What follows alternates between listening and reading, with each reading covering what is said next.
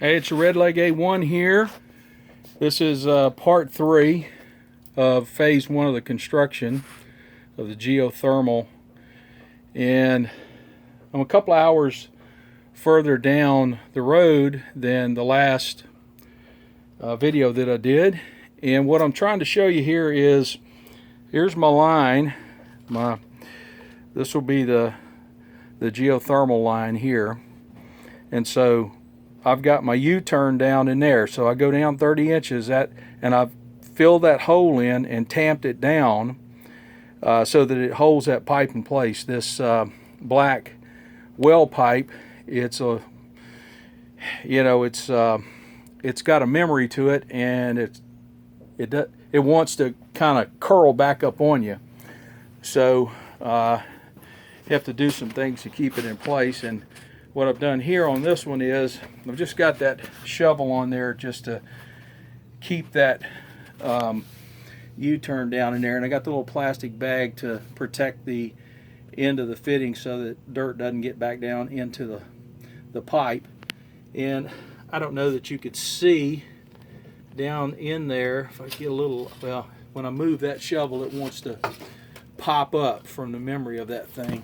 But anyway, so we got a little dirt down in there, and I'm going to dead end right here for the day, but I still have to continue on right up to the edge of that rocket mass heater, and then I'm going to run the pipe exposed up, and like I said, catch into that barrel right there. And that set of, there's 4 55-gallon barrels back there. They're blue. I will eventually get around to painting them black, or maybe strapping some black plastic to them. But nevertheless, one of the things that I have learned about modern homesteading is that your plan doesn't always work out perfectly. You have to make adjustments as you go. And when you're doing things by yourself, you have to utilize what you'd call a dead man, or a third arm, to try to get some of your work done. And you just have to improvise. The Marine Corps has let's see if I can remember this. I've got 2 sons that are Marines, and it is adapt, improvise, and overcome, I think is what it is. If that's not correct, then let me know. I'll be seeing my youngest son, who's coming in from California. He's a Marine. See him this weekend. I'll ask him. The other thing is, if any of you folks have some engineering specs on geothermal, the way that I'm doing it here, I'd be grateful if you would post it, make some comments about what you know or understand about geothermal, and we'll all learn from it and move on and get better. So this trench right here is heading over to my actual water line, and I've got this thing stubbed out right there. I like using valves as much as I possibly can, just planning ahead and staying ahead of the game. If you have a problem, you can simply cut things off and then work on that problem in sections. But anyway, I'm going to move on from here with the water line, and I'm feeding back up in underneath all that stuff that's laid up there, and eventually, and I'm going to use above ground PEX. I'm going to use PEX above ground, because all of this area is going to be insulated and closed in and finished with some Luan type wood, and then I'll paint it. But I've got a little bench and a shelf that I'm going to build right up in here, so that pipe will go underneath there, and eventually it'll feed in here to this stainless steel mop sink that I got from a plumber friend of mine, just for being a friend. So right now I'm feeding into this on this side right here, this valve, with this 1/2 inch PEX that goes up and then out of the greenhouse, and then I have some rain barrels on the outside of that window right there that allow me to actually, by activating this switch, and again it's something else that's just kind of temporary hanging up there, but it's just DC power, it's 12 volt DC.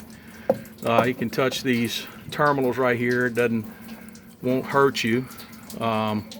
Still good to be protected though. But so I've got DC power running from my solar panels and a battery bank, and the pump inside of the rain barrels on the outside. Turn that on and it feeds water right out of that spigot. If I need to shut it off, I just simply turn this valve, it shuts it off, but what that's doing is putting pressure on the pump. So this system will have, it'll have well water feeding to the left side, which is typically the hot side, but it'll be feeding, you know, full time. And just by activating this valve, then this valve here, then I will get well water out of this spigot. By activating this valve and the switch on the wall over there, this will get me rainwater. So when I'm done, I'll have water from 2 reliable sources, and that's what you call water security. All right, that's that for now. And I have plenty of other thoughts, but when you're you know, when you're doing a video and you're doing a project, you think about things while you're working, and you want to say stuff when you get on the video and then you forget. And you know, as old as I am, I forget a lot of stuff. But just panning around and giving you a panoramic view. This right here is an aquaponics grow bed. It's not operational yet. That's, you know, on the tail end. You know, one of the things I wanted to say was when you're planning out projects in modern homesteading, whether you've got a residential lot with 1/4 of an acre or 1/2 an acre, and you're trying to do homesteading on that property, or you know, you have 100 acres and you know, a nice house, and you got all the amenities and a well and electricity and everything that you can think of, and everything in between there. The reality of it is you can only do so much at one time. So thinking about your projects and trying to plan ahead, whether you have to save up your money for the project or you just simply are trying to hit the seasons right.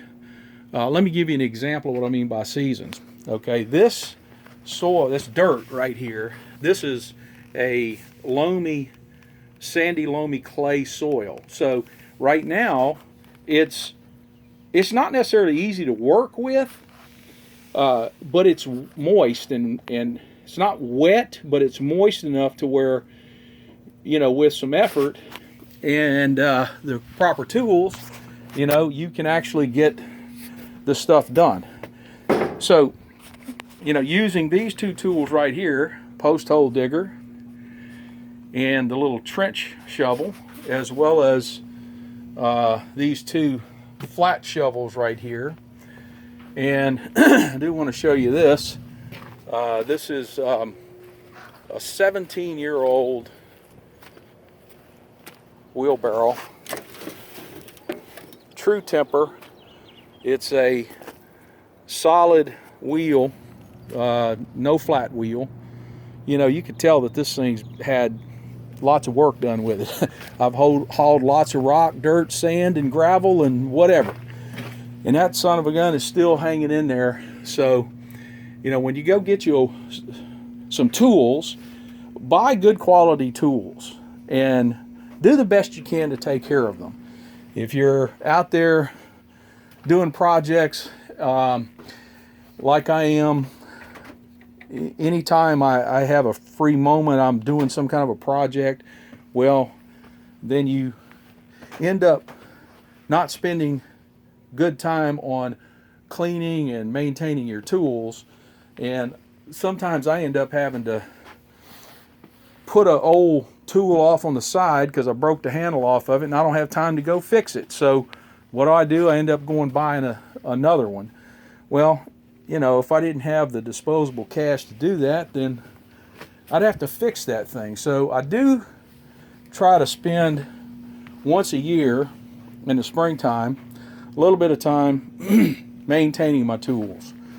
I think Jack Spirko had a video on that, or a podcast on that recently, and I think it's a great idea. Just whether or not those of us who actually do this stuff have the time to go take care of our tools. Anyway, I'm rambling. Talk to you soon. Out here.